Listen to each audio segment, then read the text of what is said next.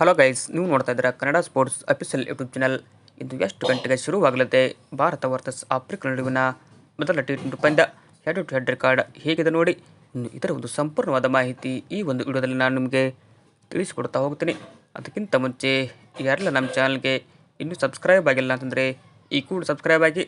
ಹಾಗೆ ನೀವು Bharat versus Africa ನಡುವಿನ ಮೊದಲ ಟಿ20 ಪಂದ್ಯ ನಮ್ಮ ಟೀಮ್ ಇಂಡಿಯಾ ಗೆಲ್ಲುತ್ತೋ ಇಲ್ಲವೋ ಎಂಬುದನ್ನು ತಪ್ಪದ ಕಮೆಂಟ್ ಬಾಕ್ಸಲ್ಲಿ ಕೂಡ ತಿಳಿಸಿ.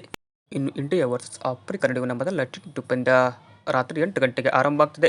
ಇನ್ನು ಕೊನೆಯ 5 ಪಂದ್ಯಗಳ ಟಿ20 ಸರಣಿಯ ರಿಸಲ್ಟ್ ಈ ಥರ ಇದೆ. 2018ರಲ್ಲಿ ಭಾರತ ಏನಪ್ಪ ಅಂದರೆ ಸೌತ್ ಆಫ್ರಿಕಾ ವಿರುದ್ಧ 3 ಪಂದ್ಯಗಳ ಟಿ20 ಸರಣಿಯನ್ನು ಕೈಗೊಂಡಿತ್ತು. ಇದರಲ್ಲಿ ಸೌತ್ ಆಫ್ರಿಕಾ 1 ಗೆದ್ದರೆ ಟೀಮ್ ಇಂಡಿಯಾ 2 ಗೆದ್ದು ಈ ಒಂದು ಸರಣಿಯನ್ನು ಕೈವಶ ಮಾಡಿಕೊಂಡಿತ್ತು.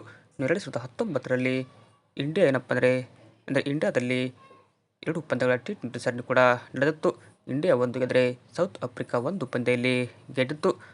ಇನ್ನು 2022ರಲ್ಲಿ ಇಂಡಿಯಾದಲ್ಲಿ ಒಂದು ಟಿ20 ಸರಣಿಯಲ್ಲಿ 4 ಪಂದ್ಯಗಳ ಟಿ20 ಸರಣಿ ಕೂಡ ನಡೆದಿತ್ತು.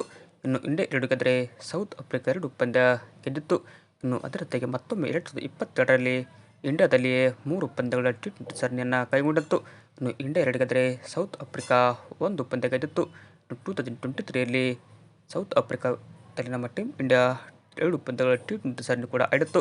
ಸೌತ್ ಆಫ್ರಿಕಾ 1 ಗೆದ್ದರೆ ನಮ್ಮ ಟೀಮ್ ಇಂಡಿಯಾ 1 ಪಂದ್ಯ ಗೆದ್ದಿತ್ತು.